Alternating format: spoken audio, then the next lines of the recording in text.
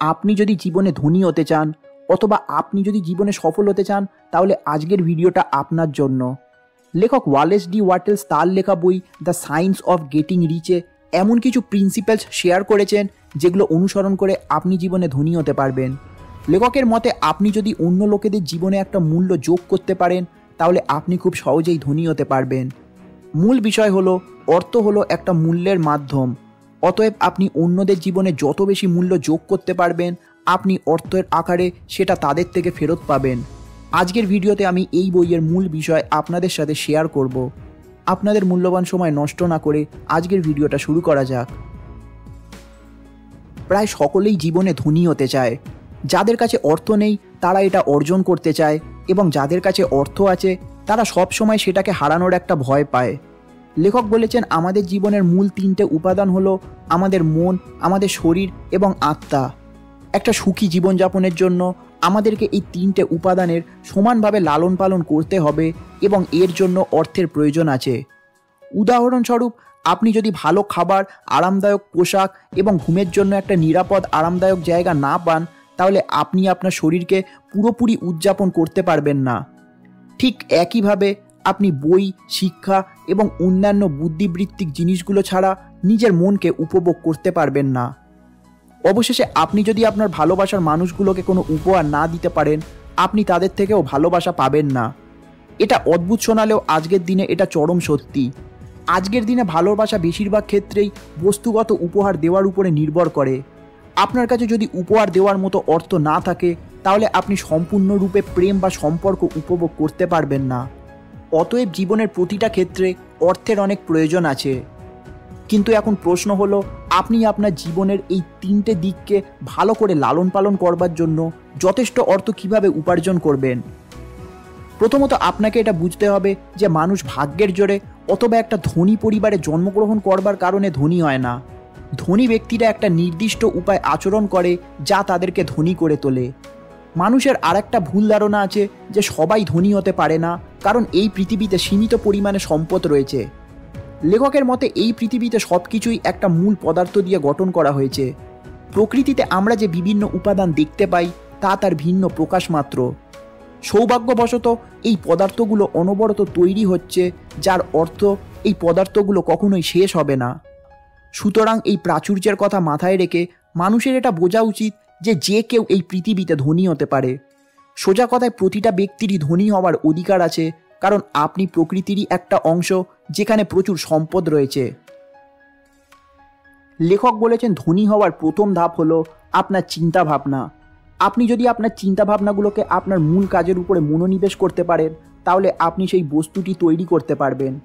এই পৃথিবীতে যা কিছু সৃষ্টি হয়েছে, যা কিছু আপনি উপলব্ধি করতে পারেন, যেমন এই আকাশ, এই মহাবিশ্ব এবং এই প্রকৃতি, সব কিছু এই মূল পদার্থর একটা চিন্তার ফসল। সুতরাং আপনি আপনার চিন্তার শক্তিকে ব্যবহার করে কিছু কল্পনা করে আপনি সেটাকে সৃষ্টি করতে পারবেন। লেখক বলেছেন ঈশ্বর চায় যে আপনি ধনী হন যাতে আপনি অন্যদের আরও ভালোভাবে সাহায্য করতে পারেন। আপনার জীবনের লক্ষ্য এমন হওয়া উচিত যাতে আপনি যা পেতে চান সেটা যেন মানব জাতিকে কোনোভাবে সাহায্য করতে পারে। উদাহরণস্বরূপ ঈশ্বর এটা চান যে সঙ্গীতজ্ঞদের কাছে সর্বোত্তম যন্ত্র থাকুক যাতে তারা এমন সঙ্গীত তৈরি করতে পারে যা অন্যদেরকে অনুপ্রাণিত করতে পারে। শুধুমাত্র একটা চিন্তাভাবনা করে এবং আপনার স্বপ্নগুলোর উপরে আশাবাদী থেকে আপনি যা চান আপনি সেটা পাবেন না। লেখক বলেছেন আপনাকে কৃতজ্ঞতার নীতিকে মেনে চলতে হবে। অর্থাৎ আপনার জীবনে এবং আপনার আশেপাশে এখনো অবধি যা কিছু আছে সেটার জন্য আপনাকে সবসময় কৃতজ্ঞতা প্রকাশ করতে হবে। আপনি যত বেশি কৃতজ্ঞতা প্রকাশ করবেন আপনি তত বেশি ভালো জিনিস আকর্ষণ করতে পারবেন। অতএব আপনি যদি একজন প্রতিভাবান মিউজিশিয়ান হন কিন্তু আপনার নতুন গিটার কেনার সামর্থ্য যদি না থাকে তাহলে এটা নিয়ে অভিযোগ না করে আপনার কাছে ইতিমধ্যে যেই গিটারটি আছে আপনি সেটার জন্য কৃতজ্ঞ থাকুন। আপনি এটা মনে রাখবেন সময়ের সাথে সাথে এই বিশ্বের পরমাত্মা আপনাকে আরও বেশি সুযোগ এবং আরও ভালো সরঞ্জাম সরবরাহ করবে। দ্বিতীয় অধ্যায় আপনি এটা জেনে গেছেন যে আপনি আপনার চিন্তা শক্তির মাধ্যমে আপনার আকাঙ্ক্ষাগুলোকে অর্জন করতে পারবেন। এইবারে আপনাকে এটা জানতে হবে যে আপনি সঠিক পদ্ধতিতে কিভাবে চিন্তাভাবনা করবেন। সর্বপ্রথম আপনি জীবনে যা কিছু অর্জন করতে চান সেটার একটা পরিষ্কার এবং সুনির্দিষ্ট ছবি নিজের মনের মধ্যে আপনি কল্পনা করুন। উদাহরণস্বরূপ আপনি যদি নিজের জন্য একটা বাড়ি কিনতে চান, তাহলে আপনি এটা কল্পনা করুন সেটা কত বড় বাড়ি, সে বাড়িতে কটা ঘর আছে, সেটা কতলা হবে ইত্যাদি। আপনার চিন্তাভাবনাগুলোকে স্পষ্ট রাখুন, ঠিক একজন নাবিকের মতো, যিনি তার নৌকাকে বন্দরে যেখানে নোঙর করতে চান সেটা চিন্তাভাবনা আগে থেকে নিজের মনের মধ্যে ঠিক করে রাখে। এরপর আপনাকে নিজের মনের মধ্যে একটা বিশ্বাস রাখতে হবে যে আপনি যা অর্জন করতে চান আপনি সেটা ঠিক অর্জন করতে পারবেন। আপনার জন্য সেই জিনিসটা অপেক্ষা করছে, আপনাকে কেবল সেখানে পৌঁছাতে হবে এবং সেই জিনিসটাকে অর্জন করতে হবে। একবার যখন আপনি এটা শিখে যাবেন যে কিভাবে সঠিক চিন্তাভাবনা করতে হবে, আপনি আপনার চিন্তাভাবনাগুলোকে বজায় রাখার জন্য নিজের ইচ্ছে শক্তির ব্যবহার করতে পারবেন এবং আপনার ধনী হওয়ার পথে আপনি এগিয়ে যেতে পারবেন। আপনি এটা মনে রাখবেন যে এই যাত্রায় সব দায়িত্ব আপনার নিজের উপরে, অন্য কারুর উপরে নয়। আপনি কখনো কাউকে আপনার জন্য কাজ করতে বাধ্য করবেন না, কারণ এটা দাসত্বের একটা রূপ, এবং কারসাজির মাধ্যমে আপনি অন্যের কাছ থেকে কিছু নেবেন না, কারণ এটা চুরির একটা রূপ।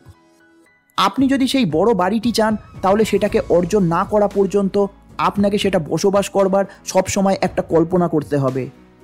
আপনাকে যারা এটা বলে যে আপনার দ্বারা এটা হবে না, আপনি তাদেরকে এড়িয়ে চলুন, কারণ সেই কাজটা তাদের দ্বারা হবে না বলে তারা আপনাকে এমন কথা বলে। বাস্তবে আপনি সেই কাজটা ঠিক করতে পারবেন। আপনি নিজের ওপরে বিশ্বাস রাখুন যে আপনি আপনার কাজে ঠিক সফল হবেন।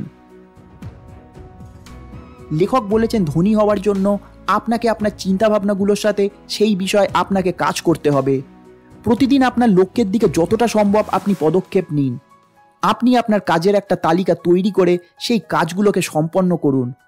আপনি এটা দেখুন যে সারাদিনে সোশ্যাল মিডিয়াতে আপনি কতটা সময় নষ্ট করছেন। আপনি যখন প্রতিদিন আপনার সর্বোচ্চ পদক্ষেপ নিতে সক্ষম হবেন, তখন আপনাকে সফল হওয়া থেকে কেউ আটকাতে পারবে না। আপনি সারাদিনে কতটা কাজ করছেন অথবা আপনি কতটা ব্যস্ত আছেন সেটা কোনো বড় ব্যাপার না। আপনাকে এটা দেখতে হবে আপনি কতটা দক্ষতার সাথে আপনার কাজগুলোকে করতে পারছেন।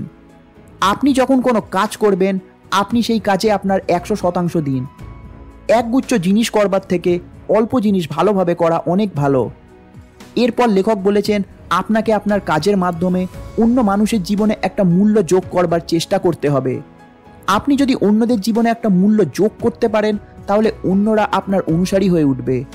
আপনি আপনার সম্ভাব্য সর্বোত্তম পণ্য অথবা পরিষেবা সরবরাহ করুন, যা মূল্য যোগ করবে এবং ব্যক্তিগতভাবে আপনার গ্রাহকদের মধ্যে একটা ইতিবাচক পার্থক্য এনে দেবে। এরপর লেখক একটা ব্যবসা খোলার জন্য জোর দিয়েছেন, কিন্তু এখন প্রশ্ন হলো আপনি কিসের ব্যবসা শুরু করবেন। এর জন্য লেখক বলেছেন আপনাকে এটা দেখতে হবে আপনি কোন বিষয় ভালো, আপনার মধ্যে কীরকম ধরনের স্কিলস আছে, অথবা যে কোনো এক প্রকারের ব্যবসায় সফল হওয়ার জন্য আপনার কীরকম স্কিলস নিজের মধ্যে বিকাশ করবার প্রয়োজন আছে। আপনি নিজের জন্য এমন একটা শিল্প চয়ন করুন যেই কাজটা আপনি করতে পারবেন অথবা সেই কাজটার জন্য আপনি উপযুক্ত। এরপর লেখক বলেছেন আপনি যেই শিল্পই নিজের জন্য বেছে নেন না কেন, আপনাকে সেই বিষয় সেরা হতে হবে। আপনি যেই জায়গায় আছেন আপনি সেখান থেকে আগে শুরু করুন এবং নিজের কাজকে ক্রমাগত উন্নত করবার একটা চেষ্টা করুন। আপনি যা ভালো পারেন সেটা দিয়ে আগে শুরু করুন, তারপর আস্তে আস্তে নিজেকে উন্নত করে তুলুন।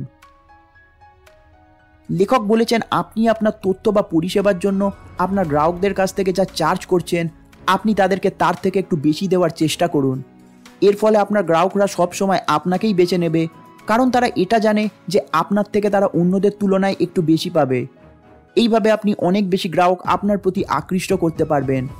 মূল বক্তব্য হলো আপনি অনেক লোকেদেরকে পরিবেশন করুন, অন্য কারুর চেয়ে তাদের বেশি মূল্য প্রদান করুন এবং বিনামূল্যে তাদেরকে অনেক কিছু দিন।